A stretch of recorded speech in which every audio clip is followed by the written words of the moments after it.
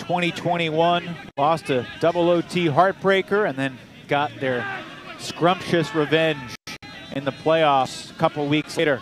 White squeezes it through for long, and it's a Flyers goal with 23 seconds left in the first quarter, excuse me. White break throwing has been very good so far. Deeps. As AD feeds it up here to Joe White, has an open Elijah Long, doesn't take the shot.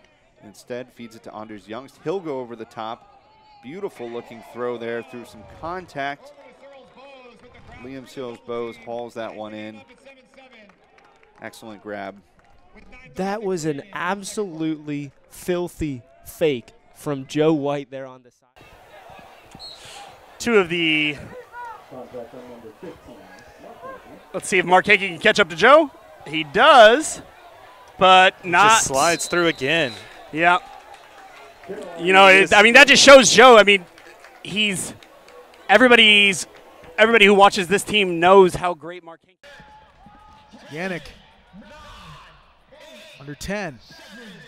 Long, they got to put something up here. Yoon surveying a scuba over the top, blading, knifing, and finding Mitchell in the end zone for the score. Gusho-Hannes back for Yannick. Davis, Yannick. Boom! Gusho-Hannes catches the laser forehand from Yannick, and Carolina reasserts control. Yeah, the breeze. Atlanta still in that zone look. Yeah, Carolina doing a great job of making that defensive front line run back and forth across the field. That big fielding gets so tiring, so that's a good move for them to just keep swinging it all the way around to the other side. Yannick. Back around here for Yoons. Nice give and go action. Now stepping inside, threading the needle. Good throw there from Yannick on the hockey assist. Then Yoons into the end zone there for McKnight. Good zone offense there from Carolina. Yeah, that looked a lot better there from Carolina. Same time, Ty does go to the offense there. Brett able to retain possession. Olsen. Looking for someone to make a cut into Bobby Lay. Back around here to Olsen. And Ekwartzel screaming, "I'm wide open. This is my home." Growlers. Back to Taylor. Now Taylor lets one fly. Green light. Looking down the field. Able to get this hustle. 8-4. ATL on top. Another beautiful throw there from Austin Taylor. Nice work from the kind of clamps him and pushes him out of the space.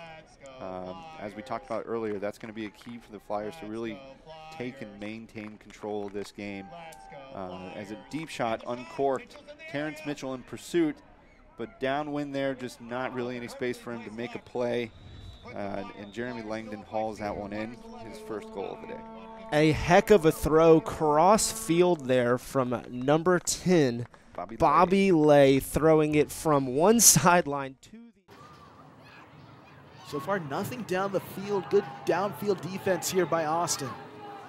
Yeah, they have a lot of great athletes that play downfield defense for them. Now Taylor shoots deep, looking for Matt Smith in the end zone. Half man, half amazing on the board there for Atlanta Hustle, 3-1. I said it once, I'll say it again. Welcome back, Matt Smith. Always good to have him out on the field. He just has such a knack. Atlanta safely ushers the disc away from their end zone. Holzmeyer, nice inside throw to Taylor. A couple of give and goes. Now Atlanta churning up yards. Trip Crowley. And this is the more of that motion set offense here from Atlanta. Holzmeyer, doorstep into Matt Smith, and we're tied up at 1 apiece. There we go. That was a lot better looking off from Atlanta. Let's say bloodbath for what it's worth. That way we get as many. Oh, that's just fantastic. Fresh putt, Zach Slayton. Give him the end zone. And he's going for a ride. Is that a midnight crooner out? Playing the next throw every single time. sure, you can gain 5 yards, but we're going to go put a flat mark on and make it hard for you. Looking deep for Evans. And that's a gorgeous throw unleashed by Eric Broadbeck. That's the Soul's first goal since the 4:46 mark of the first quarter. Yeah, it goes without saying they... Fitzgerald back with the disc, probably expecting to get every other. Hankey lets one go deep down the field, and that's a beautiful throw connecting with Mark Evans. Just short here of the end zone. Now a Scuba having to go backwards.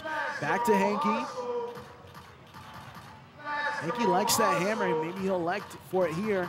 It's a nice up line down the field, coming through. Polk trying to make a play, but a Hankey able to connect. I think a great job there from Polk to pull out. Yeah, I think he made a great play there. Yeah. Since 8th grade, and they've never been huge fans of each other. So it's beautiful that they get to... Jackson Potts. Oh, that's Talcott. What a fantastic throw. Who shot that shot? I think that was Mark Evans. Austin, a little bit more momentum here in the second half. Have put together a little bit of a run. And they've been able to answer as Fitzgerald lets one go, trying to find Hankey.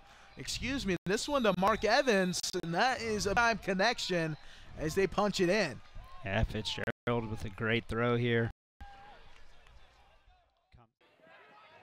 Long, who looked off Lawrence, was cutting deep, finds Instead midfield cutter.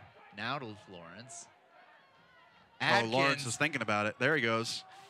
Finds it in the corner.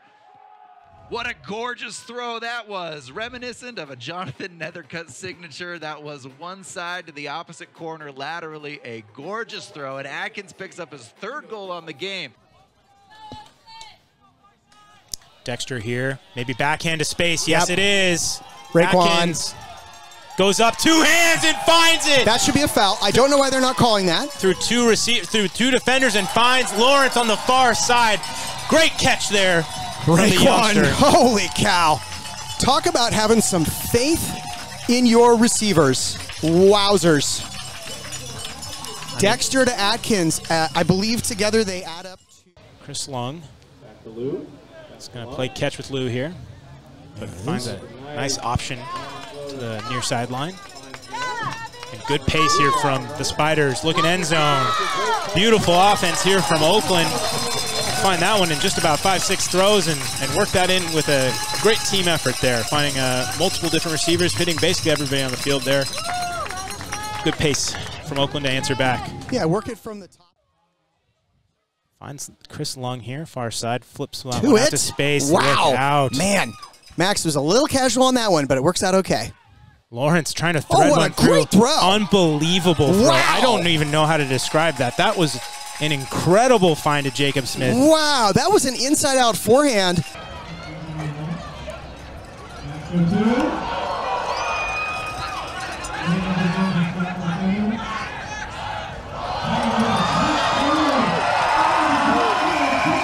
He's still just 22. He's got a very bright future ahead of him. He was working that broadcast when he suffered that injury in Norco. It was heartbreaking, but so glad he's back. Laser from Hecht, and it's picture perfect again. Evan Magsig runs it down, and Hecht with the absolutely perfect touch on that throw. Max got range. Dunabile finds Kerr. Unmarked for the moment. Ambrose and Santee, slight miscommunication. Here's Lindsley. Great adaptive mark there from Santee, taking away the backfield option and forcing Lindsley to look to the next. Remember, Salt Lake out of timeouts now. If their O-line can keep converting, they won't need them. Lindsley from Luke Jorgensen.